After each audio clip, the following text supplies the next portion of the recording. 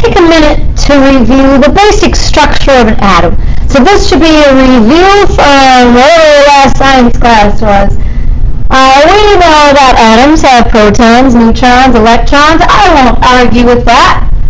The charge of a proton is positive, so we'll just give it a big plus sign. Neutrons have no charge, they are neutral. Electrons are negative. Hopefully that rings a bell. Mass. Okay, so we'll talk about how we figure out the mass of protons, neutrons, and electrons later.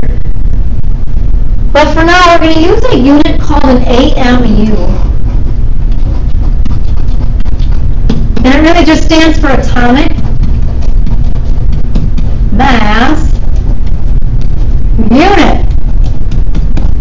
So when I say the mass of a proton is 1 AMU, I'm not saying that a proton weighs 1 gram.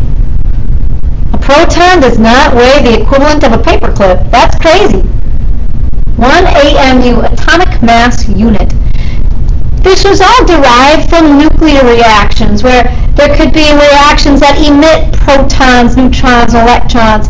And by looking at the mass of the particles emitted, we've kind of arbitrarily taken the mass of a proton and called it 1 AMU, atomic mass unit. Neutrons actually have about the same mass, so they're also given a mass of 1 AMU. From nuclear reactions, sometimes a neutron is emitted from the nucleus. There was a particle that had about the same mass as a proton, but no charge. It wasn't affected by a positively or negatively charged field. Electrons. Hesitating, but I'm going to say 0.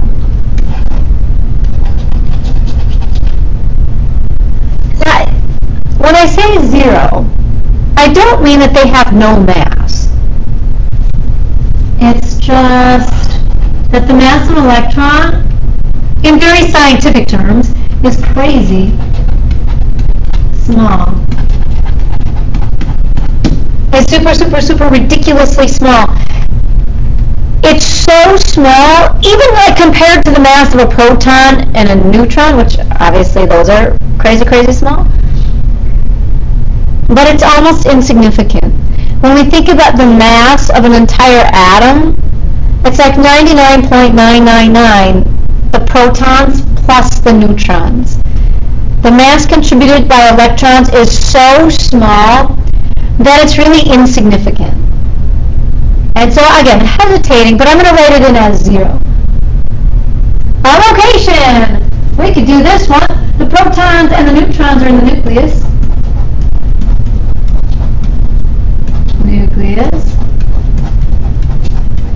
The electrons, I don't know what you want to call it. We could say they're in like the electron cloud.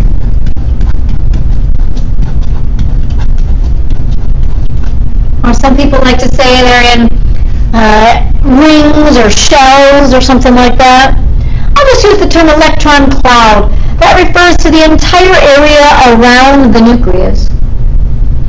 Okay, so hopefully some of that rings a bell. This isn't the first time you're hearing about a proton, neutron, electron. When you look at the periodic table, let's pick an element randomly. Oh gosh, I don't know. I'll pick silver.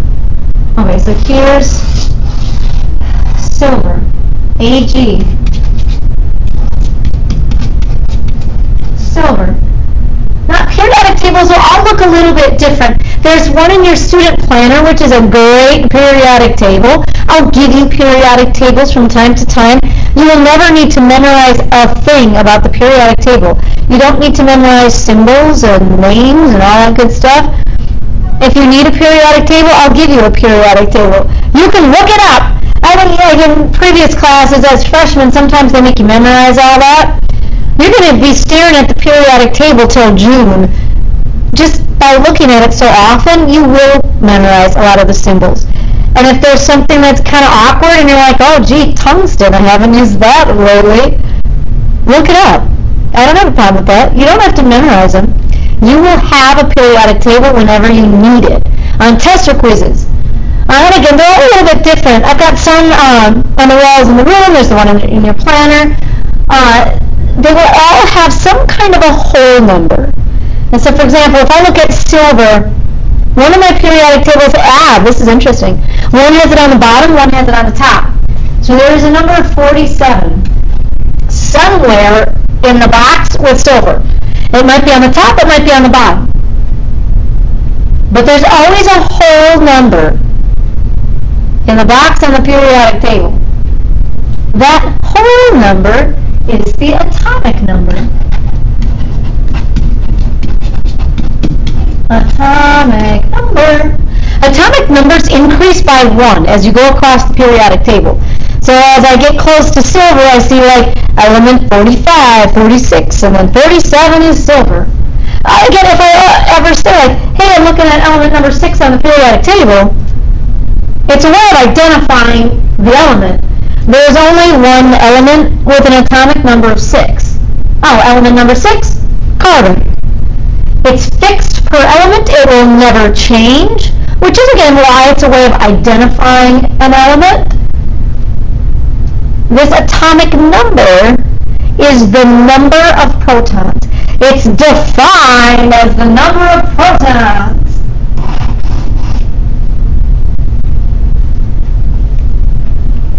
Okay, so now here's what we can deduce from that. Atoms are neutral.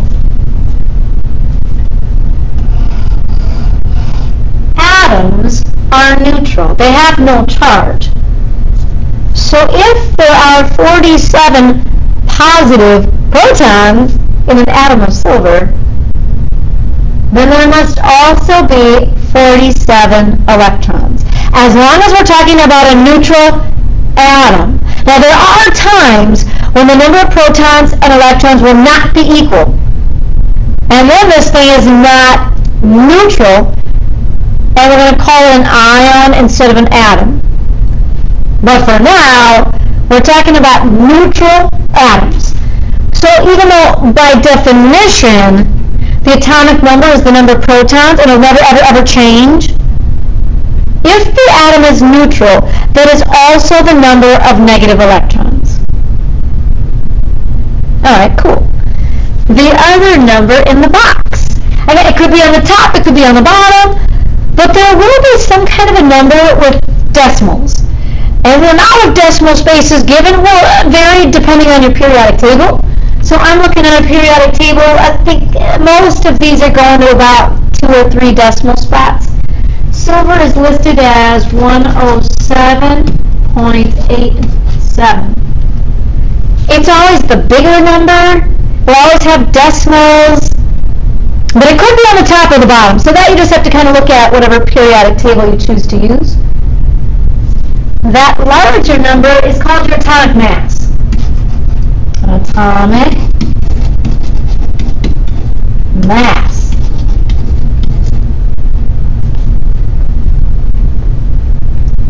Okay, so if we'd set up in that chart that really the mass is the protons and the neutrons, the electrons have a very insignificant mass.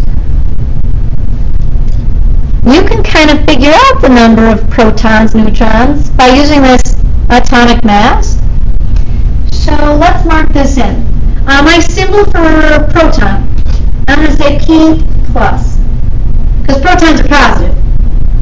The protons plus the neutrons, and I'll call this N0. Neutral neutrons, that should add up to the mass. The protons plus the neutrons should add up to the mass. The mass of the electrons is very insignificant, so we're not even going to consider it when we talk about the atomic mass. 99.99999% of the mass is out in the nucleus. Cool. Now the other thing that we can mark into, this guy, protons should equal the electrons. I'll say E negative. That's my symbol for electrons. The protons should equal the electrons as long as we're talking about a neutral atom. Okay, so here's what we're going to do. If we skip over this little guy for a second, and we go to this big table, we should be able to look at any element on the periodic table and determine its atomic number, atomic mass, protons, neutrons, and electrons, which again, I'm hoping that this is not the first time you're looking at these numbers and symbols. So I find my periodic table, I'm looking for potassium. Potassium is symbol K. Now again, you may not know that at this point in the year, but come, oh gosh, even in a couple months, you're going to use so much potassium, you'll know it's K. But for now, look it up. I don't have a problem with that. The atomic number is the whole number in the box. It's always the smaller one. Potassium is number 19. Now the atomic masses all have decimals, and we're going to talk about that in the next video. But for purposes of doing a chart like this, I'm going to say that you can round them. I'm going to say that you can round the atomic mass to the nearest whole number. Often they are kind of close to a whole number. Like potassium is 39.098. Let's see, 39. For purposes of filling out a chart like this, go ahead and round the atomic masses to the nearest whole number.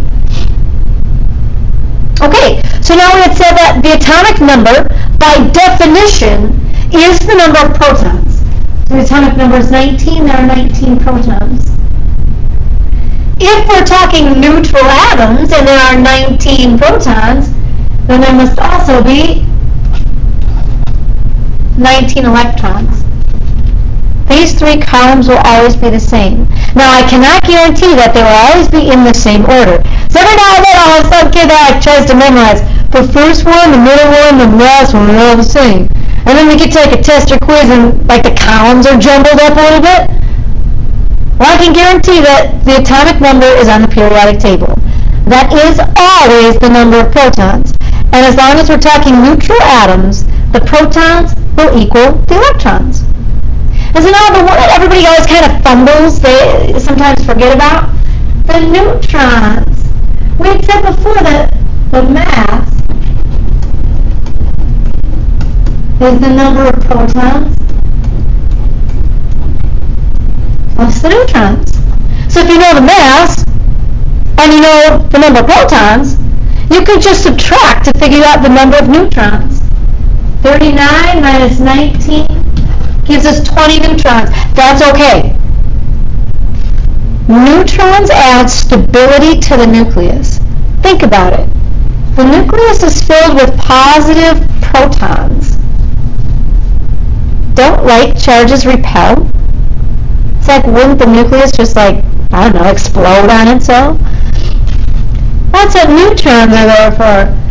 These little neutral neutrons kind of help to ease the repulsion of all the positive protons in the nucleus. It's totally fine to have either a couple extra neutrons or maybe you have a few less neutrons. So that one's a wild card. It doesn't have to match the protons or the electrons. Alright, for kicks, let's try another one.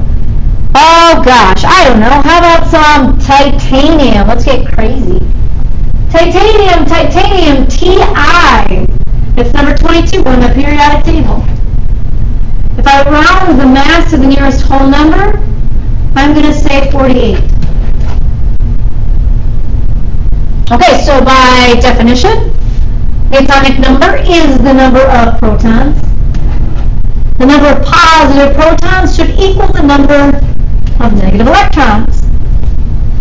The mass number is 48, which is a combination of the protons and the neutrons. So if I take 48 and I subtract off the 22 protons, that should leave me with 26 neutrons. Piece of cake, huh?